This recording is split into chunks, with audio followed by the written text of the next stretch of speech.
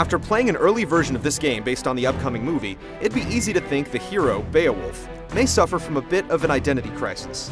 His game is basically a clone of Sony's God of War titles. Of course, that may not necessarily be a bad thing, considering how great that series is.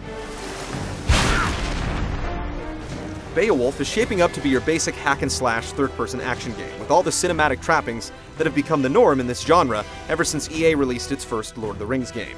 The camera sweeps around to ever more dramatic angles as you work your way through the super linear levels, beating on enemies and scrambling over environmental obstacles and solving the odd puzzle or two.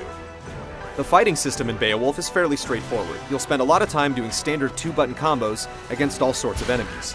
Beowolf can also grab his enemies, which switches the game to a quick-time interaction, not unlike those seen in God of War.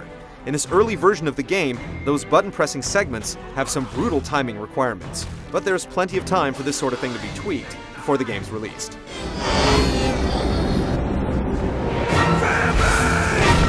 Thrown into the mix is a fighting option called Carnal Fury. After building up the Fury meter and triggering this mode, Beowolf basically goes into a killing rage. And while that may make getting out of some impossible situations a bit easier, it comes with a moral price. When Beowolf triggers Carnal Fury, the screen turns red, and it becomes next to impossible to discern friend from foe. Visually, it looks as though Beowolf is set to deliver.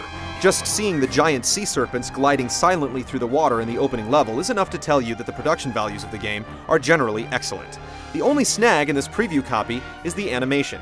Beowolf himself looks a tad uncomfortable while running through each level, and close-ups of the faces during dialogue also show the game needs another pass of polish before release. If my skin bag were as big as your ego, Beowolf, I'd be the richest man of the Northlands. At first glance, Beowolf looks like nothing but a very pretty God of War clone, and no doubt that was the foundation for what Ubisoft's Taiwak studio has built here. But once you scratch the surface and see what's going on underneath the shiny veneer, it's safe to say that this is one action game with a whole lot of potential.